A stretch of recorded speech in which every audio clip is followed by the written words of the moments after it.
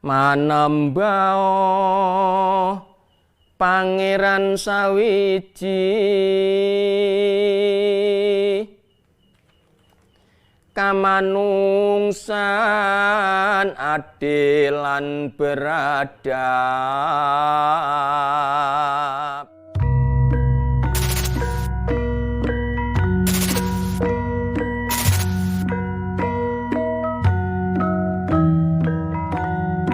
Ada banyak alasan orang datang berkunjung ke makam yang dianggap keramat, mulai dari berniat mendoakan hingga mencari ilmu dan keberkahan.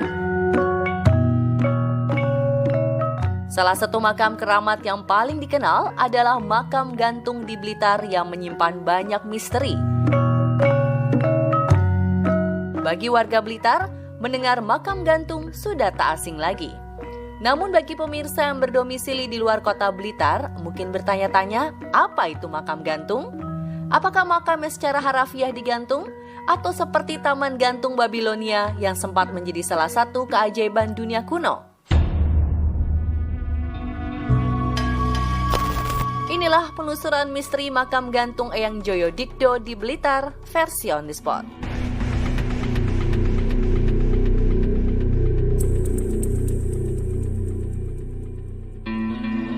Tim On The Spot langsung menyambangi makam tersebut yang berada di area pesanggerahan Joyo Dikdan seluas 1,7 hektar.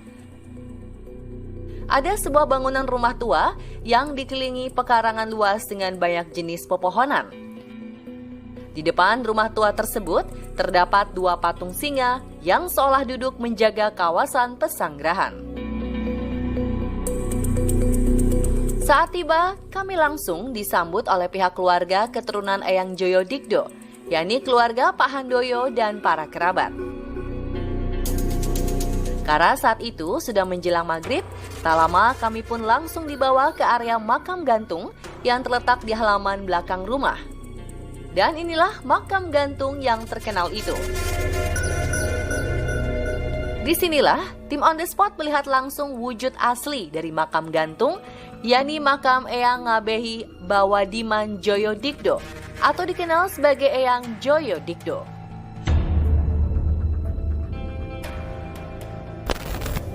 Ini adalah makam daripada Yang Bawadiman Joyo Dikdo yang konon katanya mempunyai ilmu Pancasona.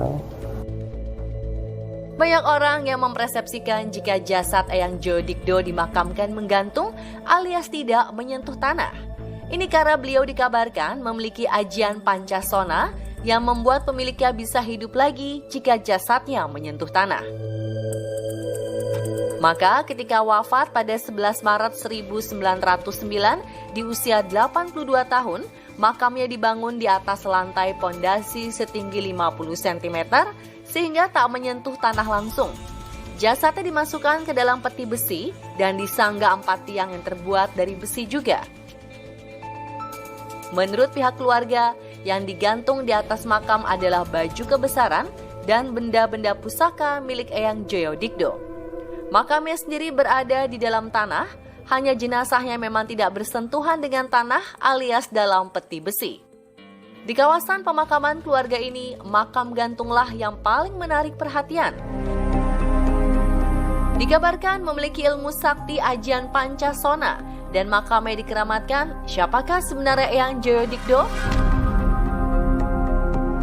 Eyang Joyo Dikdo adalah patih Blitar pertama, keturunan dari Hamengkubuwono pertama dan keturunan darah biru Mataram. Beliau memang setelah lepas dari Jogja, kira-kira umur 12 tahun, beliau ikut pamannya Notowijoyo III di Tulungagung. Tak banyak yang tahu jika Eyang Joyo Dikdo adalah mertua Ibu Kartini, Raden Adipati Aryo Singgih Joyo Adiningrat, Bupati Rembang yang juga merupakan suami dari Ibu Kartini, adalah anak dari Eyang Joyo Dikdo.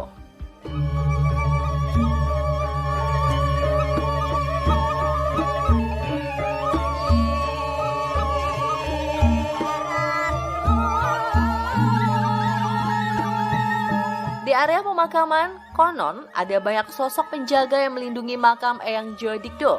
Beberapa di antaranya yang terkenal adalah sosok ular besar, sosok harimau, dan singa putih. ya mitos di masyarakat memang seperti itu, dan biasa seorang prajurit Mataram hampir semuanya seperti itu ceritanya, Mbak.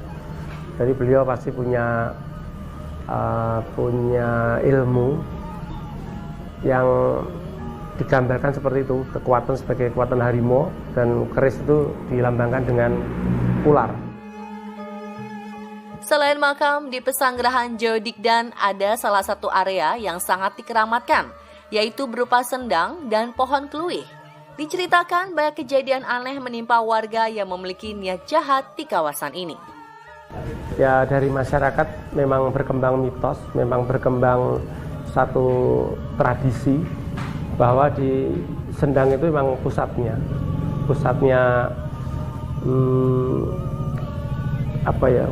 hal-hal yang halus lah, Mbak. Tempatnya memang di sana. Di situ cerita-cerita dari masyarakat itu banyak sekali berkembang. Ya, salah satunya orang hilang pernah di situ sampai sekarang.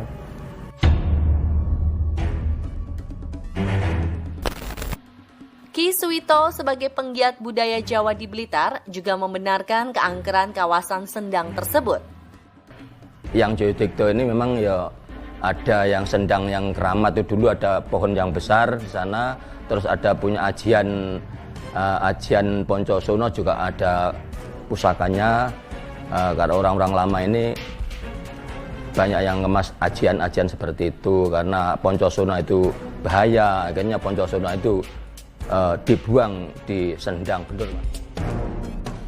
Ya, banyak kejadian di luar nalar, terutama bagi orang yang berniat jahat atau ingin mencuri benda pusaka yang ada di rumah atau makam gantung.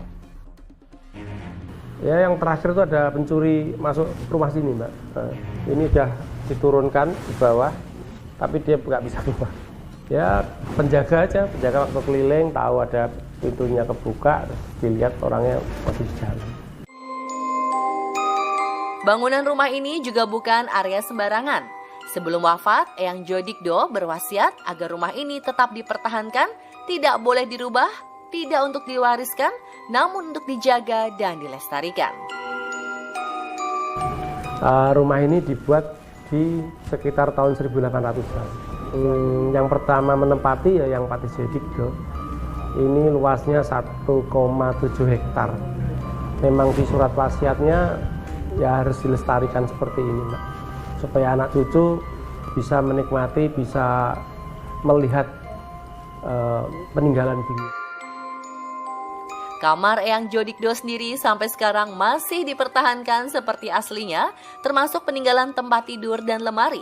Sebagai keturunan asli, Pak Handoyo dan keluarga pun sering merasakan aura yang berbeda dan melihat sekelebat sosok gaib di rumah ini.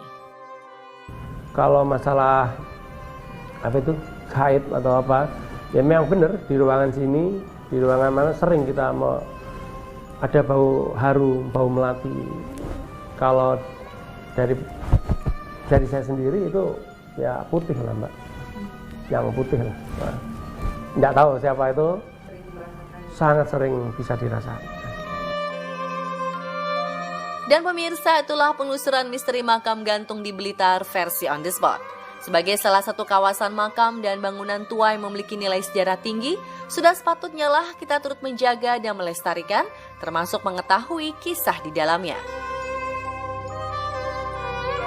Saksikan on the spot untuk informasi menarik dan misteri lainnya hanya di Trans 7.